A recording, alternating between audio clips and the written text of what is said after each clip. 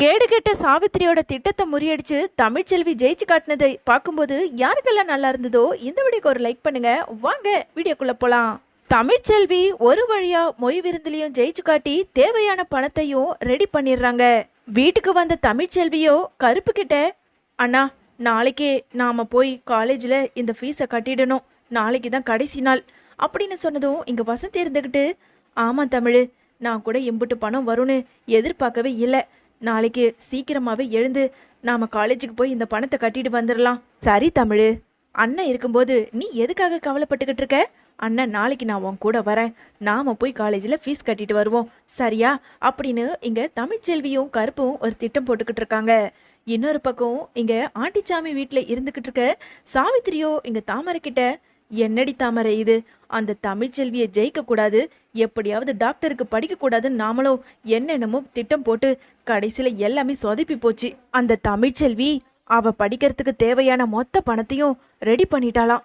இப்போ என்ன பண்றது? அவ நாளைக்கே போய் காலேஜில் ஃபீஸை கட்டிட்டானா அதுக்கப்புறம் நம்மளால ஒண்ணுமே பண்ண முடியாது. அவ எப்பவும் போல டாக்டருக்கு படிச்சிருவா அப்படின்னு தாமரை சொல்ல, இல்லடி அதை மட்டும் நாம நடக்கவே விடக்கூடாது. ஆமாமா, நீ மறுபடியும் ஏதாவது ஒரு திட்டத்தை போட்டு அதை மறுபடியும் சொதப்பி வைக்கிறது தான் உன்னோட வேலை. இனி உன்னை நம்பி ஒரு பிரயோஜனமும் கிடையாது, நானே களத்துல இறங்க போறேன் அப்படின்னு தாமரை சொல்ல, என்னடி சொல்ற, நீ என்ன பண்ண போற? அம்மா நான் வேணா போய் எப்படியாவது அந்த பணத்தை திருடிக்கிட்டு வந்துடட்டுமா அப்படின்னு தாமரை சொன்னதும் இங்க சாவித்திரி இருந்துகிட்டு, அடியே உனக்கு என்ன பைத்தியம் பிடிச்சிருக்கா? நீ போனா அங்க இருக்கவங்க உன்னை பாத்துட மாட்டாங்களா? நீ நிமிஷத்துக்கு நிமிஷம் முட்டாளுங்கிறத காட்டிக்கிட்டே இருக்கடி. அம்மா வேற என்னம்மா பண்றது, அந்த பணத்தை திருடுறத விட்டா வேற வழியே கிடையாது. அடியே நீ சொல்றதும் சரியான திட்டம் தாண்டி, ஆனா நீ போய் அந்த பணத்தை எடுக்கக்கூடாது, நானும் எடுக்கக்கூடாது. இதுக்கு வேற யாராவது ஒரு ஆளை வச்சாதான் அந்த பணத்தை எப்படியாவது திருட முடியும் அப்படின்னு சாவித்திரியும் தாமரையும் பேசிக்கிட்டு இருக்க அந்த நேரம் இங்க ஈஸ்வரியோ ஒட்டு கேட்டுட்டு அங்க வராங்க. என்ன சாவித்திரி அத்தாச்சி, என்னமோ பெரிய திட்டம் போட்டுக்கிட்டு இருக்கீங்க, ஏதோ தமிழ்ச்செல்வியோட பணத்தை திருடணும் அது இதுன்னு ஏதோ பேசிக்கிட்டு இருக்கீங்க போல. ஏன் என்கிட்டலாம் சொல்லக்கூடாதா? அதெல்லாம் ஒன்றும் இல்லை மதனி, உங்ககிட்ட சொன்னா எப்படியும் நீங்க எனக்கு உதவி பண்ண மாட்டீங்க, ஏன்னா உங்களுக்கு தான் என்னை பிடிக்காதே. அதனால தான் நாங்களே ஏதாவது முயற்சி பண்ணி எப்படியாவது அந்த தமிழ்ச்செல்வியை டாக்டருக்கு படிக்க விடக்கூடாதுன்னு நாங்கள் ஒரு முடிவு எடுத்துக்கிட்டு இருக்கோம்.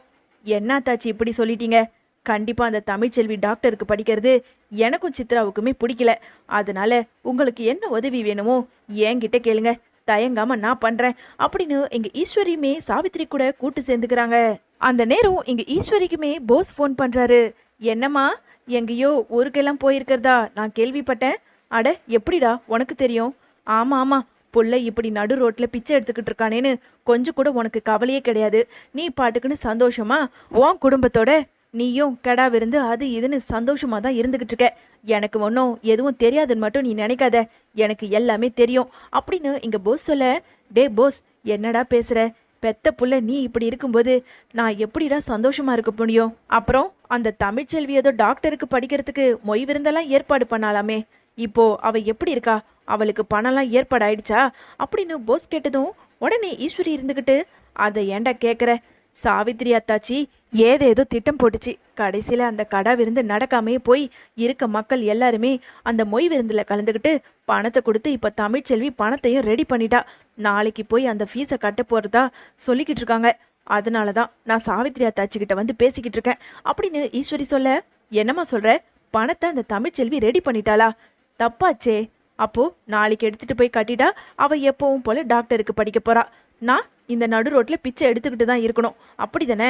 அதெல்லாம் நான் சும்மா விட மாட்டேமா, கண்டிப்பா அந்த பணத்தை நான் தூக்குறேன் அப்படின்னு போஸ் சொல்ல, டே டே அப்படியெல்லாம் எதுவும் பண்ணிடாத அம்மா, அப்படியெல்லாம் சாதாரணமா விட்டுட முடியாது.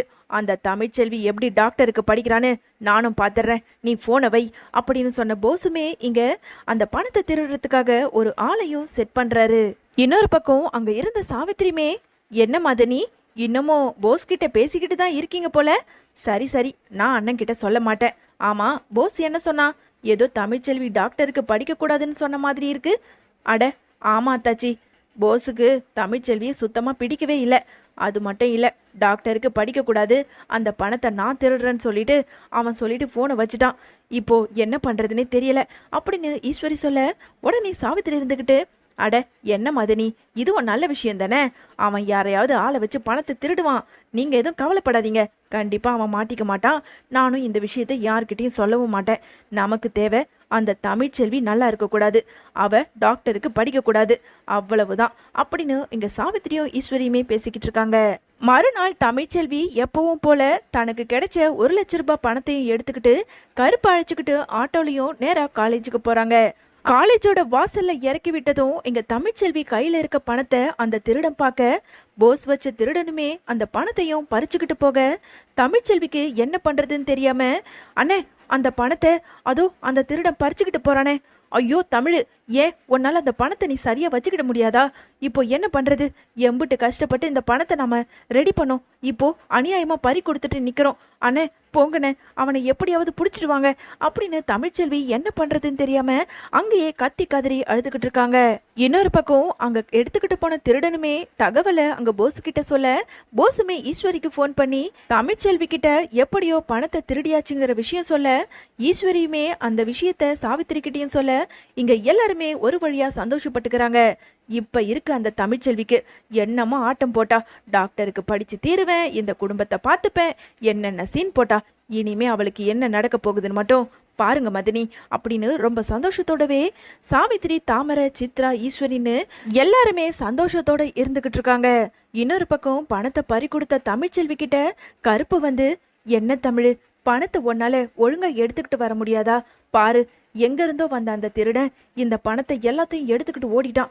வா, நாம போலீஸ் ஸ்டேஷன்ல போய் கம்ப்ளைண்ட் கொடுப்போம் அப்படின்னு தமிழ்ச்செல்வி கிட்ட கருப்பு சொல்ல, 2 பேருமே போய் நேரா போலீஸ் ஸ்டேஷன்லயும் கம்ப்ளைண்ட் கொடுத்துட்டு வீட்டுக்கும் போறாங்க. என்ன தமிழ், இப்படி பண்ணிட்டியே, ஏன் உன்னால இந்த பணத்தை பத்திரமா எடுத்துக்கிட்டு போக முடியாதா? அம்பிட்டு அஜாக்கிரதையாவ இருப்ப தமிழ்ச்செல்வி அப்படின்னு வந்த கோவத்துக்கு வசந்தியுமே நல்லாவே திட்டி விட்டுறாங்க. உடனே கருப்பு இருந்துகிட்டு, விடுங்கம்மா, அதான் போலீஸ் ஸ்டேஷன்ல கம்ப்ளைண்ட் கொடுத்துருக்கோம்ல, கண்டிப்பா பணம் கிடைச்சிரும். அண்ணே பணம் கிடைச்சிரும், ஆனா காலேஜ்ல சீட்டு கிடைக்காதே, இன்னைக்கு தான் கடைசி தேதின்னு அன்னைக்கே காலேஜ்ல சொல்லி அனுப்பிட்டாங்க அப்படின்னு தமிழ்ச்செல்வி சொல்ல, விடு தமிழ், எதுவா இருந்தாலும் பாத்துக்கலாம், பணம் கிடைச்ச பிறகு நாம போய் காலேஜ்ல ஏதாவது பேசி உனக்கு சீட்டு வாங்கிக்கலாம், இப்போதைக்கு நீ கவலைப்படாத அப்படின்னு தமிழ்ச்செல்விக்குமே ஆறுதல் சொல்லிக்கிட்டு இருக்காரு கருப்பு. ஆண்டிச்சாமி வீட்டுக்கு வந்த ராஜாங்க குடும்பம் எல்லாருமே கிளம்பி நேரா மதுரைக்கும் தன்னோட வீட்டுக்கு போயிடுறாங்க. அங்க ராஜாங்க இருந்துகிட்டு, சன்னாசி இன்னைக்கு தலைவர் வர்றதா சொல்லியிருந்தார்ல? ஆமாண்ணே, இன்னைக்கு தான் 8ஆம் தேதி, இன்னைக்கு தான் வரேன்னு சொல்லியிருந்தாரு. சரி சரி, அவர் வீட்டுக்கு வர நேரம், அவருக்கு தேவையான ஏற்பாடு எல்லாத்தையும் பண்ணுங்க அப்படின்னு ராஜாங்க சொல்ல, சன்னாசியுமே எல்லா ஏற்பாடையும் ரெடியா பண்ணியிருக்க அந்த நேரம் தலைவருமே இங்க ராஜாங்கத்தோட வீட்டுக்கு வராரு. அப்புறம் ராஜாங்கம், எல்லாரும் நல்லா இருக்கீங்களே? ஆமா, உன் மருமக டாக்டருக்கு படிக்கிறதா சொல்லியிருந்தால, அப்போ நீ கூட படிக்க வைக்கிறேன்னு சொல்லியிருந்தியே, இப்போ என்னாச்சு? டாக்டர் சீட்டெல்லாம் வாங்கி கொடுத்துட்டியா? அது வந்து தலைவரே, குடும்பத்துல கொஞ்சம் எதிர்பாராத பிரச்சனைகள் நிறைய நடந்து போச்சு. என்ன சொல்ற? உனக்கு அடிபட்டு இருந்ததே அதையா? இல்ல தலைவரே, சேதுவுக்கும் தமிழ்ச்செல்விக்கும் கொஞ்சம் குடும்பத்துல பிரச்சனை, அதனால தமிழ்ச்செல்வி பிரிஞ்சு இப்ப அவங்க அம்மா வீட்டோட இருக்கா. அதனால இப்போ நான் தமிழ்ச்செல்வி கிட்ட டாக்டர் படிப்பை பத்தி எதுவுமே பேசிக்கல தலைவரே. அப்புறம் தலைவரே, கட்சி மீட்டிக்கு கிளம்பலாமா அப்படின்னு சொல்லிக்கிட்டு இருக்க. சரிப்பா, நாம கிளம்பலாம். ஆனா என்ன இருந்தாலும் தமிழ்ச்செல்வி நீ டாக்டருக்கு படிக்கிறேன்னு சொல்லி வாக்கு கொடுத்துருக்க, அதை நிறைவேற்றாம விட்டுடாத அப்படின்னு ராஜாங்கமும் தலைவரும் பேசிக்கிட்டு இருக்காங்க. இன்னொரு பக்கம் இங்க தமிழ்ச்செல்வி மூலயமா அப்பத்தாவுக்கு எல்லா விஷயமும் தெரிய வருது. அப்பத்தா, நான் பணத்தை நல்லபடியா தான் எடுத்துக்கிட்டு போனேன், ஆனா ஏதோ ஒருத்தன் வந்து என் பணத்தை திருடிக்கிட்டு போயிட்டான். இப்போ நான் எப்படி படிக்க போறேன், எப்படி காலேஜ்ல சீட்டு வாங்க போறேன்னு எனக்கு தெரியவே இல்லை, எனக்கு ரொம்ப பயமா இருக்கு அப்படின்னு தமிழ்ச்செல்வி ரொம்பவுமே கத்தி கதறி அழுதுகிட்டு இருக்க அந்த நேரம் அப்பத்தாவுக்குமே ஒரு நல்ல ஐடியா தோணுது. தமிழ், நீ எதுக்கும் கவலைப்படாத, இந்த அப்பத்தா உசுரோட இருக்கிற வரைக்கும் உன்னை நான் ஒரு டாக்டர் ஆக்கி காட்டுவேன், இது நான் ஏற்கனவே உனக்கு வாக்கு கொடுத்துருக்கேன், நீ போனை வை அப்படின்னு சொன்ன அப்பத்தா நேரா இங்க ராஜாங்கத்துக்கிட்ட வராங்க. வந்த அப்பத்தாவோ, தலைவரே உங்ககிட்ட ஒரு முக்கியமான விஷயம் பேசணும், என் தமிழ்ச்செல்வி இப்ப ரொம்ப கஷ்டத்துல இருக்கா, அவளுக்கு நீங்க தான் உதவி பண்ணணும் அப்படின்னு பேச, உடனே ராஜாங்க இருந்துக்கிட்டு, அம்மா இப்போ என்னம்மா, எங்களுக்கு கட்சியில ஒரு மீட்டிங் இருக்கு, அவசரமா நாங்க கிளம்பணும், தலைவரே நீங்க வாங்க நாம கிளம்பலாம் அப்படின்னு ராஜாங்கம் சொல்ல, உடனே தலைவர் இருந்துகிட்டு, என்னப்பா ராஜாங்கம், உங்க அம்மா வயசுல மூத்தவங்க, ஏதோ என்கிட்ட சொல்ல வரணும்னு சொல்றாங்க. அதுவும் முக்கியமான விஷயம்னு சொல்றாங்க. இந்த நேரத்துல என்ன ஏதுன்னு காது கொடுத்து கேட்கறத விட்டுட்டு நாம என்னமோ மீட்டிங்க்கு கிளம்பலான்னு சொல்ற. நாம போனாதானே அங்க மீட்டிங் ஆரம்பிப்பாங்க. நீ கவலைப்படாத, நான் பாத்துக்கிறேன். அம்மா நீங்க சொல்லுங்கம்மா, என்கிட்ட அப்படி என்ன நீங்க ஒரு விஷயம் பேசணும்னு சொன்னீங்க, சொல்லுங்க அப்படின்னு தலைவர் கேட்க, அங்க இருந்த அப்பத்தாவுமே இதுதான் சாக்குன்னு சொல்லிட்டு தமிழ்ச்செல்விக்கு நடந்த எல்லா விஷயத்தையும் ஒண்ணு விடாம தலைவர்கிட்டயுமே சொல்லிட, அதை கேட்டதும் அங்க இருந்த தலைவரோ ராஜாங்கத்துக்கிட்ட, என்னப்பா ராஜாங்கம் இது, இவ்வளவு நடந்திருக்கு, ஒரு விஷயம் கூட என்கிட்ட சொல்லல, அதுவும் மறைச்சிருக்க. என்னப்பா உன் குடும்பத்துல ஒருத்தனா தானே நானும் இருக்கேன், நீ என்ன என் கட்சியில ஒருத்தனாவா நான் நினைச்சுக்கிட்டு இருக்கேன்? இதெல்லாம் சரியில்லைப்பா. இங்க பாரு, உன் மருமக 1000 பிரச்சனை இருந்தாலும் நீ அவளை டாக்டருக்கு படிக்க வைக்கிறேன்னு சொல்லிட்டு வாக்கு கொடுத்துருக்க.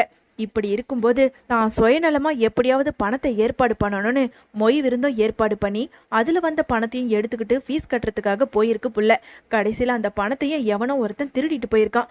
இந்த நேரத்துல நீ தமிழ்ச்செல்விக்கு கண்டிப்பா உதவி பண்ணணும் அப்படின்னு அங்க தலைவர் சொல்ல, உடனே ராஜாங்க இருந்துகிட்டு, தலைவரே அது மட்டும் என்னால முடியாது.